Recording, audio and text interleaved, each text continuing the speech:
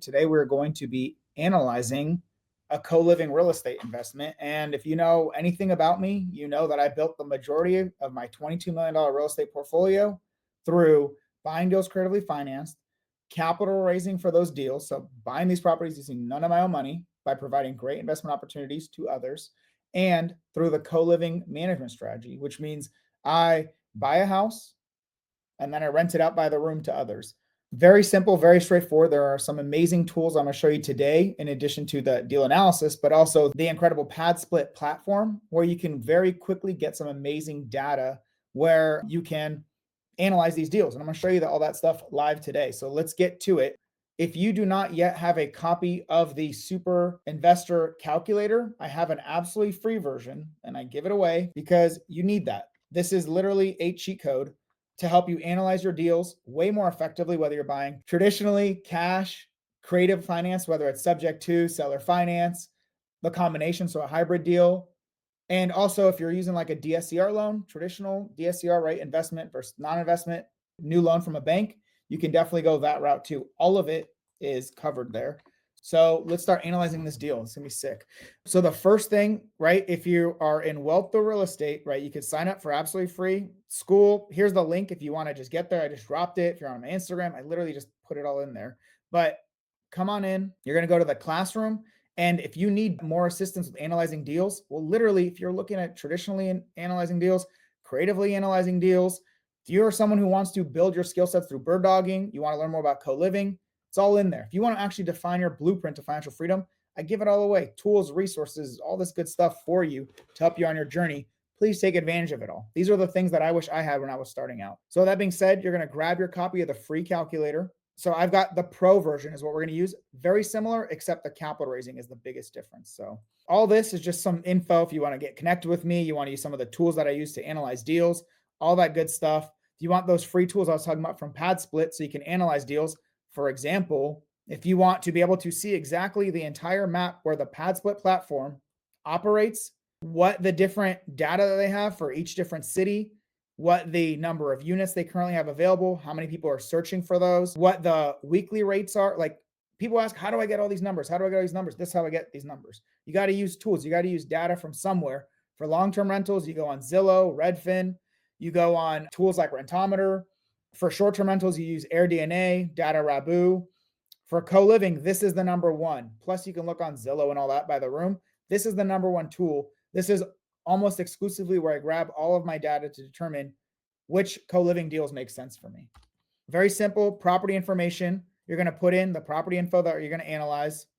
Then you're going to do the entry costs for the property. So this is the entry costs are what does it take? How much money up front will it need for you to acquire the property, renovate and furnish the property, and then have some reserves set aside for your property. Depending on your management strategy, you're going to have additional entry costs. So co-living, you're going to need additional renovations to add rooms and furnishings for those rooms. Short-term rental, it might be additional renovations and furnishing costs, and same for short-term, but they vary. Also, long-term, you might have other ones, but for the most part, it should be pretty straightforward. So you're going to have your entry costs, the different costs it takes to get in, renovate and furnish, and reserves for your property. Next, this is like the magic of this calculator that really no one else can match, is you can determine the various ways that you want to acquire this property. So for example, you can buy this thing as a hybrid creative deal, which means you're going to have the property value, you're going to pay some money to the seller, you're going to take over some of the existing loan subject to, and the remainder is being seller financed. You can do all of that in this calculator. If you're just doing subject to, great. You can use it for just subject to calculator. You're buying a property, you're just taking over the existing debt, paying the rest out to the seller as cash up front, no financing, great. Or the opposite, they own it outright and you're buying this property and the seller is financing it to you. You can do only seller finance as well.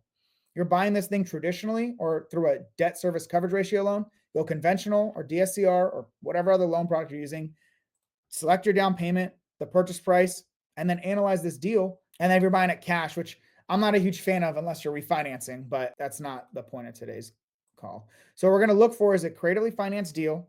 So it's going to have subject to and seller financing. We're going to have a lot of these fixed expenses built in from the debt, taxes, insurance as well. And then we're not going to worry too much about balloons and all that stuff for the sake of this analysis. And then we're going to do is you can choose to analyze this property as a long-term rental, co-living, midterm, short-term, all on the same calculator. You could do all four, you could do just one, whatever. It's ultimately up to you. And this calculator will then automatically tell you per strategy, what are the returns for that strategy, right? What are the returns for long-term, co-living, midterm, and short-term? What is the best strategy, right? The highest and best use strategy. Which one gets you the highest cash on cash return? And then you select which one you want to do the long-term analysis on. Once you select, I want the long-term, co-living, midterm, short-term, whatever, it'll do 20-year analysis for you. It'll even tell you, okay, well, I think you can negotiate automatically. If you change in this instance, if you lower the purchase price and the down payment, here's how this deal can be improved. Or if they're seller financing, if you reduce the interest rate, here's how this deal could be improved. And when does it become a deal based on your criteria? It's pretty freaking powerful. Next is going to be the other people's money tab. This is the capital raising, right? This is the capital raising piece. It'll automatically tell you what are the returns for you and your partner 1, 5, 10, and 20 years out. That's what this tells you very instantly. People ask me, how is it that I structure my deal so quickly? Well, once you do the analysis, the automations in the calculator very simply tell you if I go 50, 50% ownership, 50% cash flow, my partner funds the whole deal, right? They bring all the money to fund the deal, and we go 50-50. This is exactly how I know what their cash flow is going to be and my cash flow, what their total returns are going to be and what my returns are going to be, what their cash on cash return is going to be and what their return on investment is going to be. This is how I do it so quickly, because I created this amazing tool that I use all the time for every single one of my deals. This is a bonus for the pro version for my super investors, right? The free version doesn't have the capital raising piece, but it's got everything you need for the deal analysis. So with that being said, let's get right into it. We're just going to go randomly, and we're going to use the Super Investors Creative Deal Portal, a database for super investors, just a variety of creative deals. Think of Zillow, but creative deals through various wholesalers that are putting deals in here. And we're going to, we could do Port Charlotte. Let's choose somewhere. Okay, so Jacksonville's good because Jacksonville, this property might be too small, but Jacksonville is good because it's a core pad split market. So I know we'll have data, right? All I want is data for us to be able to analyze this deal. Straight subject to deal. How big is it? It's a little small, 3-bed, 2-bath, 1,536 square feet. We'll come back to this one, but this one's viable because if you look here, if you zoom out, you go to Florida. One of my rules is I almost exclusively buy properties in pad split markets for co-living. Does it mean that's the case for every property? No. I own one big co-living in Savannah. I own some short-term rentals and a long-term rental there as well. We own one in Clarksville, Tennessee. So it's not 100% the case, but the majority of my properties are in core pad split markets, right? These blue bubbles are core pad split markets. These gray bubbles are markets in which that they're expanding in. When I started doing this in 2023, it was like 3 blue bubbles. This is amazing to see right now. The level of the markets that they're expanding into, especially some of these really expensive markets where I already own properties, but because now you're getting some of the best benefits. You're getting the cash flow of co-living, right? That you used to only be able to get through cheaper properties. So you're getting those benefits, but also more wealth benefits because you're buying bigger, better properties in better locations, which makes co-living that much better. And the more they expand, the easier it gets to buy properties in these markets. All right, so Jacksonville's one. So you see Florida's like a huge one for co-living. So we'll potentially look at that one. Let me see if I can find the cool thing is filtering. So let's see if we can find, we'll do Florida, Georgia, maybe we'll do Texas as well. All right, and then we're gonna do hybrid.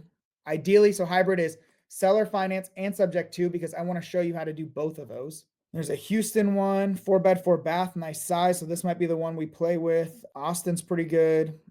If we go to pad split and see which one's got some really good data. So Houston, so a lot are still emerging, but we got Houston, solid amount of units and way higher demand than unit count. That is very huge for me. I want to make sure that there is way more people looking for rentals than there are available, right?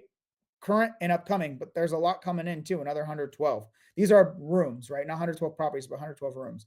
Let's go look at Austin, a very expensive market in Texas, which is great for creative right now because a lot of these properties were worth a lot more just a couple years ago, but because tech jobs are leaving, because interest rates are so high, because people realize, oh shit, I don't actually want to live in Texas, especially the tech guys who came from California and elsewhere. And they're like, oh wait, Texas is not exactly what I thought. Even in the kind of the bluest part of Texas, they're That's great for creative because the prices have dropped significantly. Not as much active units or demand, but these are pretty solid numbers here. If you want to drop in the comments, you have a preference of which market, drop it in the comment and I can also just choose that one. Here's another Jacksonville one. Let's see the size. I'll tell you, if you watched my buy box training last week, 3-bed, 2-bath minimum, no HOA, right? Ideally 1,500 or more square feet. If it's below that, I don't really want to deal with it. So let's just filter based on that as well. Bed, 3, 4, 5, bath, 2, 3, 4, 5, square footage, 1,500 or more. Let's just make it easy on myself. So Port Charlotte's good. I own one in Port Charlotte. Maybe this Houston one's the one we'll play with. You want Denver, Spencer? Well, let's add Colorado in here. I don't think there's as much data in Denver right now. It is a pad split market, but it's core, but it really is emerging. It's newer. I think it was literally this year or late last year. Yeah, see, there's not a ton of data. All these that are gray, they're emerging, so there's no data on them. There's 26 active units. There's a solid amount of searches, but there's only so many active units. This data can be very inaccurate because if your sample size is too small, it's just more risk. Philly, Hardeep, personally, I know nothing about Philly. I don't even want to own a Philly. I love that for you. The principles will apply nonetheless for Philly. Gainesville, good. Florida, college area. Is Gainesville even on the pad split? Oh yeah, there we go.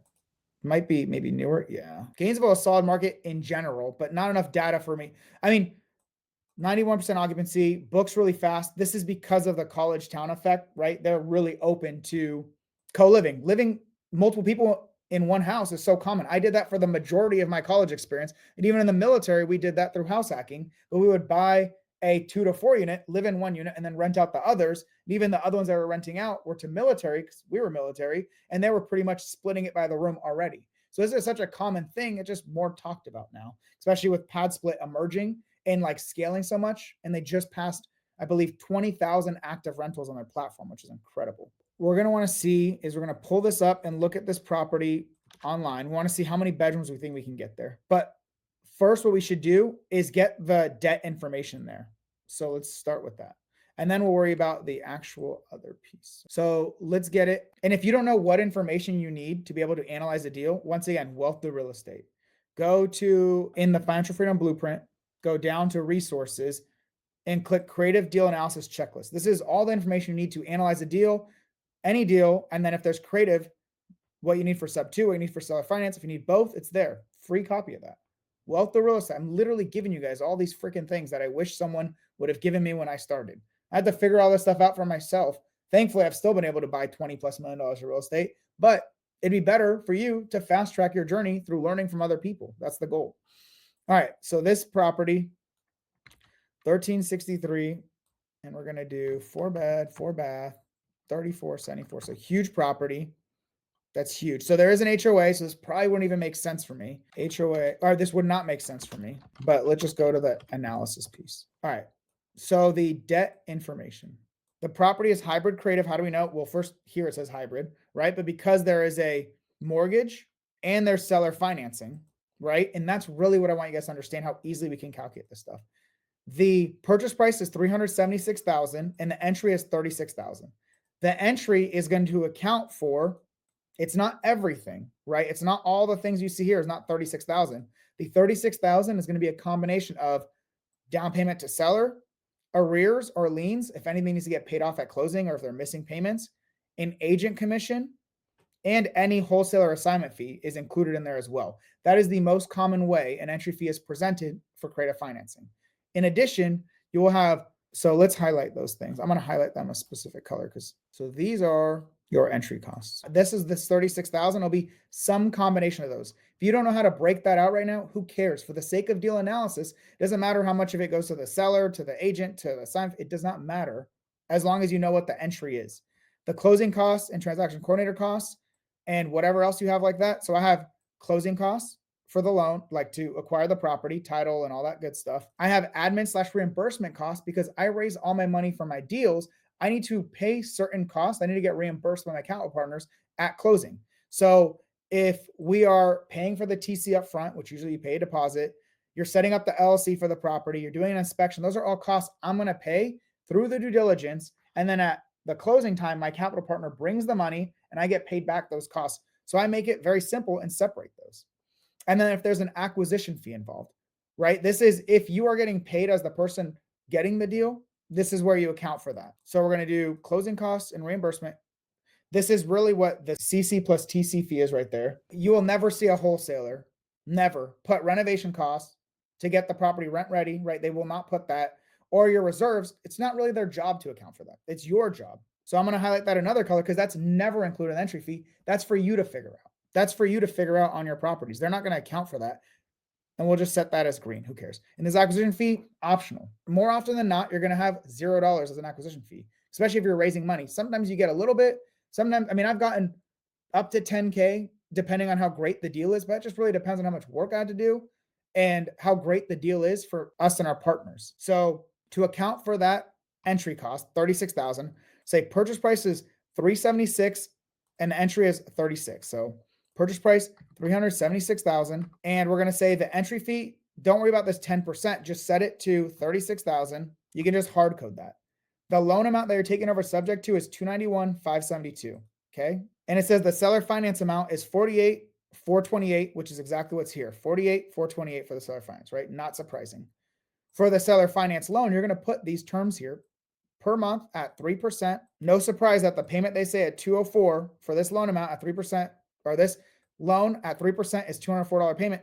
That's what's calculated here. The remaining loan amount, right? The purchase price minus the cash to the seller, those entry costs, seller, agent, wholesaler, whatever, minus the loan amount you're taking over is what is the seller finance. That's the remainder of their equity. And at 3% interest rate over 30 years, which is the common amortization schedule, if you paid it in full in 30 years, every single payment, it would pay it off. The payment for that is $204. One thing I want to add is because there's a balloon in 10 years on this 48,000, I already had this set at 10 years. It's saying if your first payment was June 1st, 2025, in 10 years, the 48,000, you would have $36,000 remaining of that loan to pay off, right? Even though you're making these payments each month, that's how much you're gonna have to pay off in 10 years of that original loan amount. That's how much is left to pay off. Next, the subject to loan, right? The payment for seller finance is very easy. Subject to, you have to recreate the original loan or just copy their monthly PITI, their principal and interest of the loan, taxes and insurance, right? That's the PITI, that's your mortgage. So the way to do that is you're going to need to go on PropStream and get the original loan terms. For the sake of this, we're not going to recreate the original loan. So what I'm going to do is I'm going to just pull the information and put it there. So they're saying the loan started, right? The original sub 2 loan, it was $310,337. The interest rate we know from here, 3.25%. PropStream does not get that one right, but it estimates pretty closely. It actually said 3.25, but you're going to need a mortgage statement to verify that. And that's what they have for here for that. And then the first payment date, when did this loan start? Well, the loan is due in full May 31st, 2052. So we will assume the loan started 30 years prior because it says the loan term is 360 months. That's 12 months a year times 30 years is 360. So that loan started 30 years prior to the loan being due. So essentially the loan is due June 1st, 2052. We can assume the first payment was June 1st, 2022. And it's saying the loan payment is $1,350.61. Well, we know the PITI, the mortgage payment, is $2,394. So that means the remainder, $2,394 minus the monthly loan payment, some of it's going to taxes, some of it's going towards insurance. There's an HOA here, so some of it's going towards HOA, and it says there's a $38 HOA fee. So we need to do this.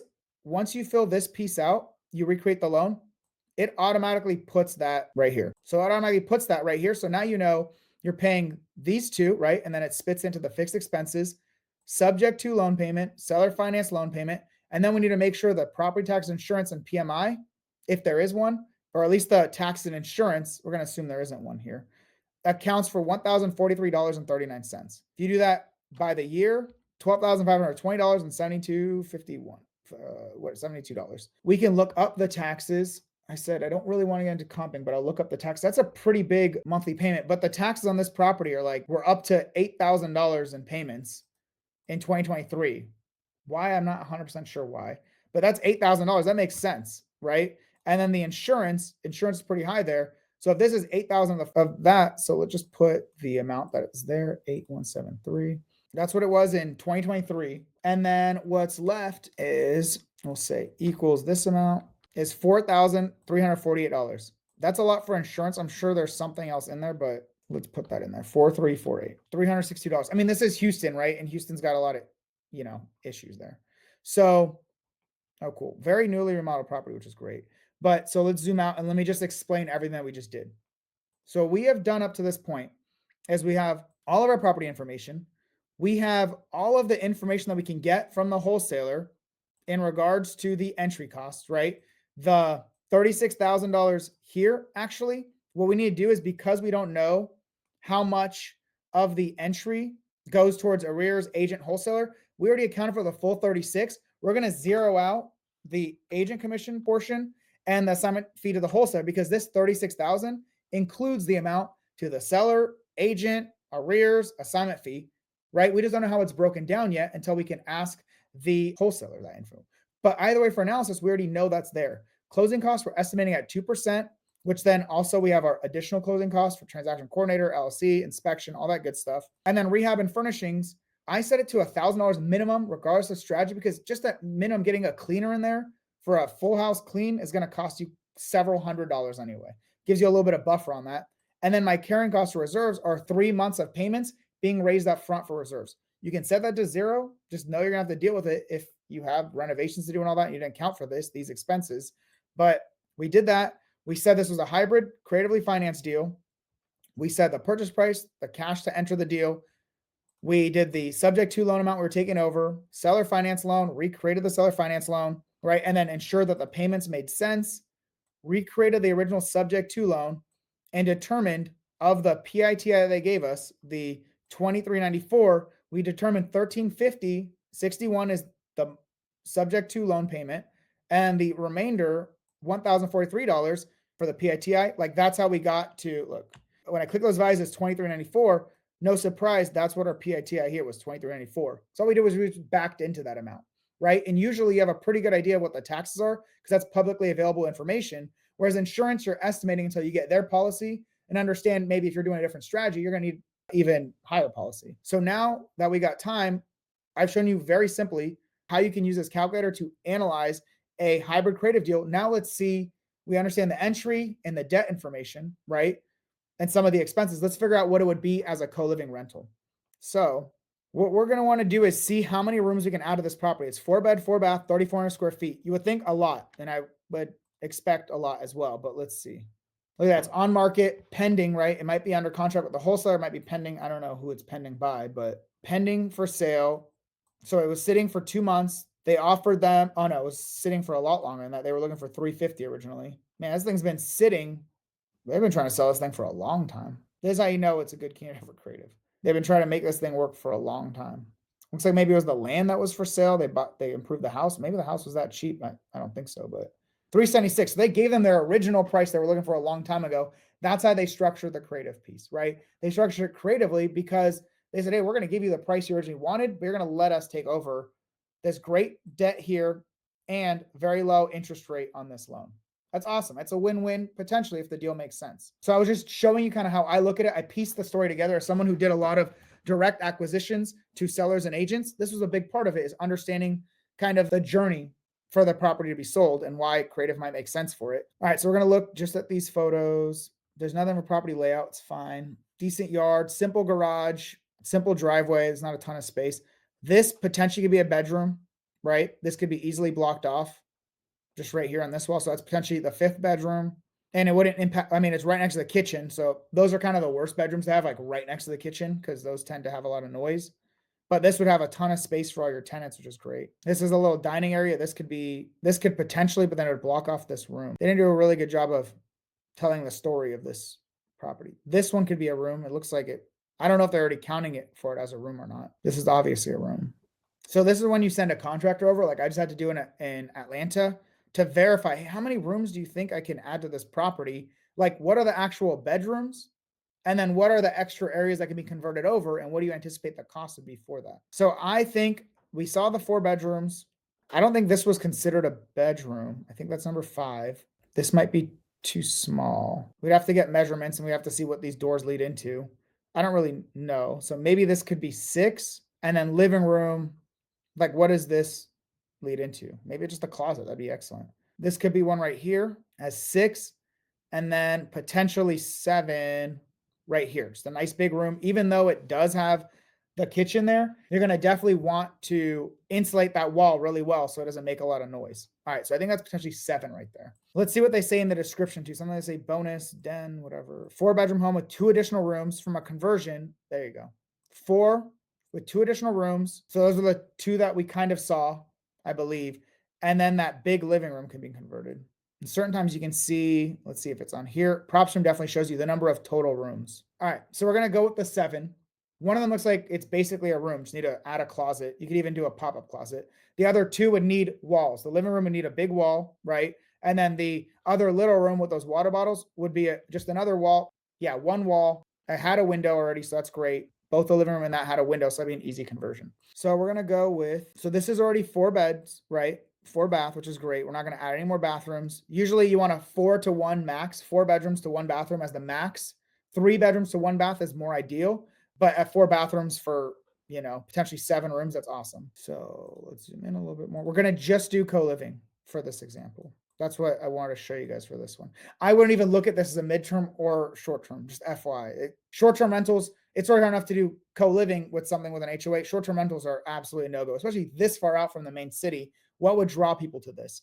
This makes sense because people need housing, affordable housing, and they'd be willing to drive a little further to save on their expenses. So we already have 4 additional originally, and we're going to do 3 more. On average, it takes $6,500 to build a room. Depends on your market, depends on how many walls you're adding. One of these, honestly, but because the living room is such a big one and the other room is going to need potentially 2 walls, and then you probably want a closet and all that, I would stick with a $6,500 for all 3 and then get your contractor in there to get you an actual quote. You're not going to ever know this number until you get a contractor in there or you're already established in this market. I've never done a renovation in Houston. I have no freaking idea what the cost would be there, but on average, this is what we roughly see is $6,500 per room that we're doing. As long as it's nothing crazy. You're adding 1 or 2 non-load bearing walls. One of the guys in here, thanks Kiefer, he said he can go and look at the property. No worries on this property. I would not buy this property because the HOA. It's a no-go for me. And then I automatically set it that each of the total bedrooms, so the 3 we're adding and the 4 that are here, so 7 times $1,500 a room is the furnishing cost. $1,500 is more than it costs us to furnish the bedrooms on average. However, that extra amount also accounts for furnishing the common areas. So that accounts for furnishing the kitchen, outdoor space, things like that as well. And the bathrooms, like all that kind of good stuff. That's what that accounts for. So in total, with these additional renovations and furnishing costs, we're looking at $87,000 entry. So right around $90,000 entry to get into this deal, to acquire it, to renovate it, to furnish it, and some reserves, right? We said there's some reserves here of $10,000 roughly, 3 months of payments. All right, so now we need to look up the income for private bathrooms and shared bathrooms. And why do I break it up that way? Because that's exactly the way it's broken up on Pad Split. So in Houston in general, right, they have around 1,400 units between active and upcoming. The demand, right, they have 15,700 people roughly have searched in the last 30 days for a rental on the Pad Split platform in Houston, which is great. The weekly rate for a shared bathroom is $169. For a private bathroom is $247. So if you have a private bathroom, you're making significantly more per that room a week than you would with a shared bathroom. When you multiply that by 4.3, it's 4.3 weeks in a month on average. That's a substantial difference, right? That's what, 30, 80 bucks, that's over $300 extra per month, roughly. Almost $400 difference per month between a private bathroom and a shared bathroom. And if I move my head, you'll see the occupancy too. On average, these properties are 80% occupied. So for every 5 rooms, 4 of them are on average full.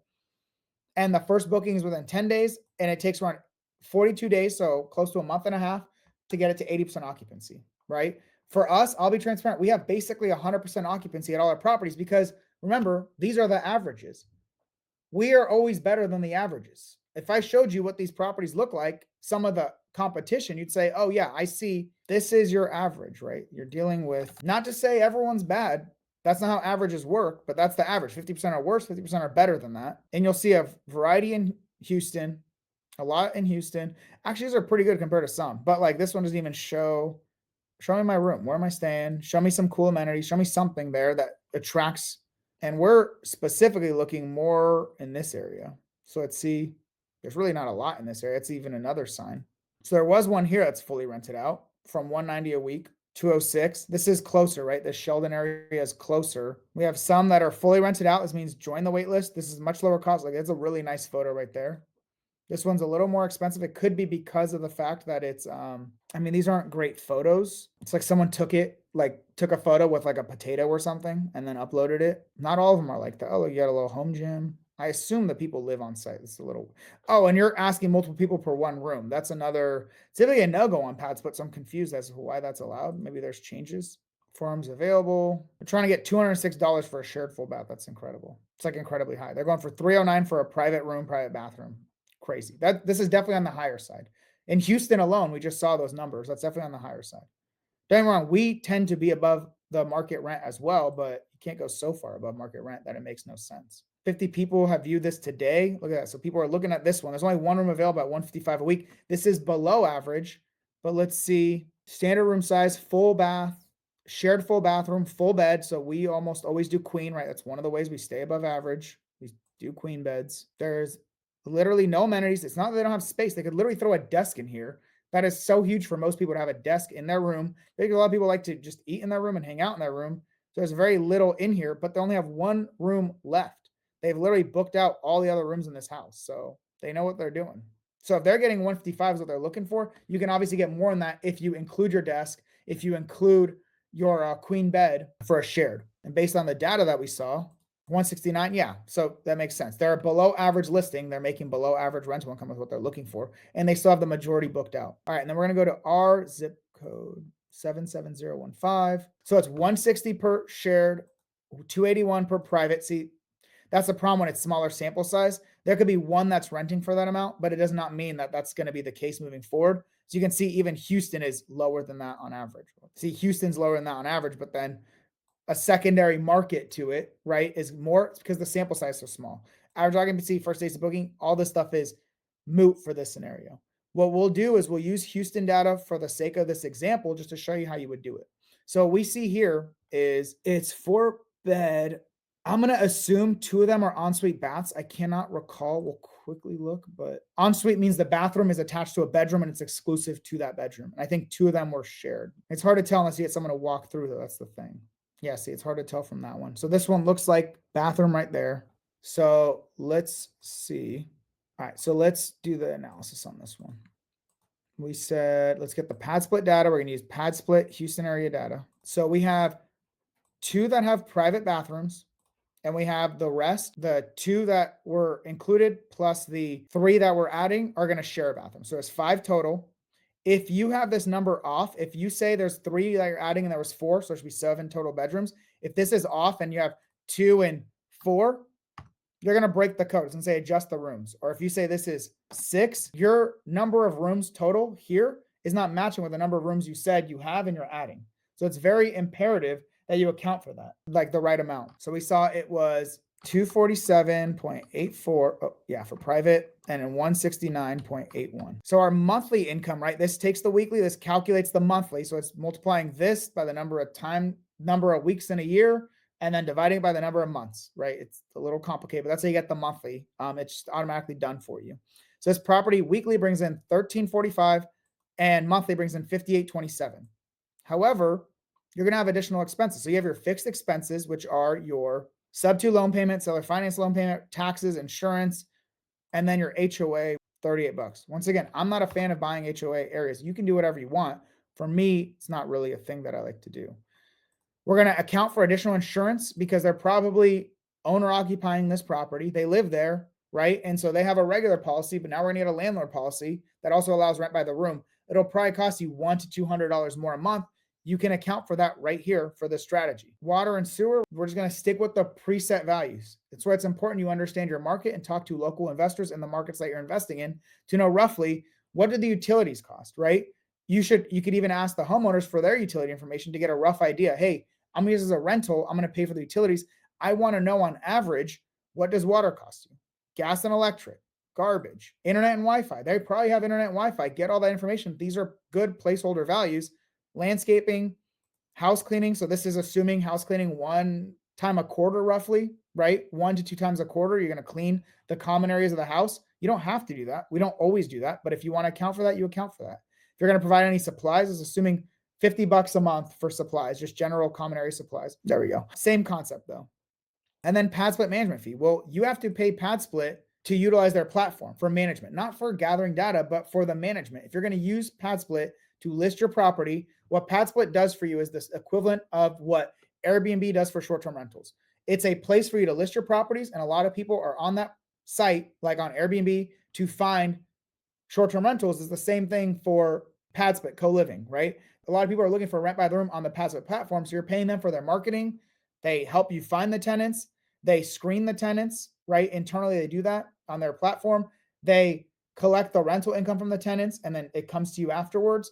And then they also allow you to communicate with the guests on the platform. That's what you're paying for. And you pay 8% of your monthly income to them, but you also pay 100% of your first 10 days of income when a new tenant moves in.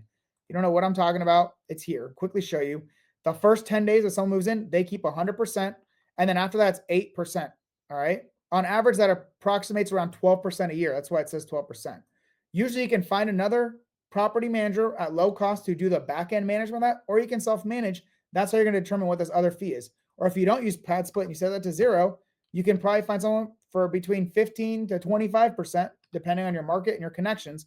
Pad split also has resources for you, but they tend to be those that work with a pad split platform. We're going to stick with a 12 and 5, which is the common one that we go with. The vacancy at this property we saw, it has a 80% occupancy, which means 20% of the time it is vacant, right? 100% minus 80%, 20% of the time it is vacant. So your vacancy is 20% here. That's pretty huge. That's going to kill most deals, that level of vacancy. Remember, that's average. You should be above average, but I want you to also be conscious of if you're estimating things that are inaccurate, you're going to have a very high risk of things going wrong. Next is going to be maintenance and capital expenditures, and 6% is a solid amount for co-living rental income. This is saying 6% of this total income is set aside for reserves for maintenance and capital expenditures, replacing your roof in the future, plumbing issues, whatever. That's what that's setting aside. The rule of thumb for long-term rentals is 10%. However, long-term rentals, it's going to make half, if not less, income than this. So the actual dollar amount is higher for co-living, even at a lower percentage. So that being the case, this property brings in $58.27. Your expenses and reserves are $58.92. What's that mean? You're losing money each month. It's pretty close to neutral, but you're losing money every single month on this property, right? You are losing money every single month on this property between your income minus your expenses, minus the management, minus the reserves. So then even if you divide that by your entry costs, your cash on cash return is negative. Your cash on cash return is how hard is your money working for you? Well, if you put in any amount of money and it loses you money every month, well, it's not working very hard for you, losing money. Does not mean there are not other benefits like appreciation, debt pay down, all that good stuff. And you can see very quickly with the long-term deal analysis section, you can see very quickly some of those other benefits: appreciation, debt pay down, tax benefits. So you're getting a lot of returns overall, but the cash flow is negative. That's not great. Over time, that cash flow will increase, but most people are not willing to lose money after putting money into the investment, right? They want cash flow and appreciation as a bonus, debt pay down as a bonus, tax benefits as a bonus, right? The lower the interest rate on the loans, the better, the more debt pay down you get, which is great. Like, these are really low. So what can you do? You can potentially try to renegotiate the deal. You can try and see if you can get a vacancy higher than this. You can, see if you can get property management at lower cost than this. Maybe there's a way for you to add another private bathroom. I wouldn't go that route because it's going to cost a lot. It's like 15,000+ depending on where it's located to add a bathroom, and it takes a decent amount of time. Or just understand this deal doesn't work, or you potentially renegotiate some of the monthly costs. Well, the only really thing you can negotiate is the seller finance payments. But even if you set this to 0 payment, right? No payment, 0 payment, that's still only another $200 of income. That's still not a great deal. It's still only cash flowing you less than $200. The cash on cash return is really low. And my goal, I want at least $1,000 per property. And I want 15% or higher cash on cash return, because I'm going to split that with my capital partners, right? Either it's a private money lender or private money partner. We're going to split that. I'm going to either pay interest or split those benefits I want to get close to $1,000 a month for the deals that I'm investing in personally myself. So this is closer to $1,500 to $2,000, what I'm really looking for. But depending on if you're self-managing, is your own money, whatever, your goals are your goals. So the big thing here would be the vacancy. I mean, see if you can get some better numbers for that local area. See if you can talk to local property managers and reduce these costs. This could be a deal for someone. It's just not a deal for me. And let's say this was a deal. I'm going to fake stuff real fast just so you can see. If this was a property that made 752 and 9.4% cash on cash return, the beauty of this private money partner tab is you can say, okay, here's the total entry cost, 94,456. Or what I like to do is I'll go in once I know what the final entry is, hard code this value to something solid. So 95,500 or 96, whatever. So solid number. Got to pull in here. Your private money partner brings in $95,500. They get 50% ownership and 50% cash flow. These are their returns. These are your returns. These are the total property returns. Their return on investment, their cash on cash return, right? Their cash flow divided by the entry is 5% cash on cash return. Their return on investment is 21.3% when you account for the cash flow, the appreciation, the debt pay down, and the tax benefits, right? You get interest payments and depreciation are tax deductible. When you get those tax benefits, altogether, their return on investment is 21.3%. That's solid. However, most people are not willing to lose cash flow to get there. And remember, we just changed some of the income that wasn't actually accurate for this specific scenario. You can also say, hey, they're going to bring in, let's say you bring in 15,500. So then they would bring in 80,000. You bring in this much, they bring in that much. What do the returns look like now for each partner? Right? This is when I tell people, I literally help people, my super investors, right? Some people are like, hey, yeah, I'm going to use $100,000 to get into my next deal. When I say, well, how about you take that money, invest in your education so you can learn how to raise money to do these deals, put a small amount into a larger portfolio of deals to build your credibility, and then leverage by putting some skin in the game to buy these deals, but then raising the majority of the funds.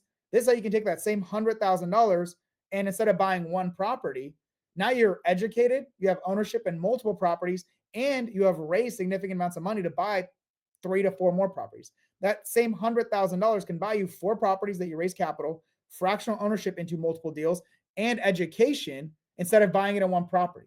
People don't think that way sometimes, though, and that's up to you. I personally learned after 2-ish years in my investing journey, I would much rather pay money to learn and expedite my journey than I would by paying my time, because I can always make more money. And usually what I'm investing in, I know I'm going to get way more in return than what I put in as long as I take action. What I will never get back is time. So if I can get the same results or better in less time through better strategies or learning from someone who's ahead of me, that is exactly what I want to do. And this is exactly one of those cheat codes that I share to super investors and show them exactly how to structure these types of deals so they can make their money stretch further. So if you are someone who's a real estate investor with a deal or 2 under your belt, or even we have people that started with 20 properties on their belt, but they need to implement some creative financing, some capital raising, but not just capital raising. How do you get the most bang for your buck? It's one thing to raise money on a deal and give the whole house away. People are giving 70, 80, 90% of their ownership away so they can raise money to buy a deal. What's even the point? So you get $200 of cash flow and keep 10% of the property that you're going to spend all this time and energy on? No. So you're going to raise money to buy deals using none of your money and keep more of the overall investment yourself and maximize your returns through co-living. That is what super investors is exactly for. If you are someone who's a good fit for that, you think, hey, I need to advance myself, I need to advance my skills, then come join super investors. If you're a brand new investor just getting started, don't have money set aside, don't have reserves, well, maybe it's not the right fit for you. Go take advantage of Wealth Through Real Estate. I literally created this to help you guys on your journey. That's why there's 1,200 people with little to no marketing besides these calls, right? Like little to no marketing, so that you guys can take advantage of this. You guys can take advantage of this information and improve your skills. All right, with that being said, appreciate you guys.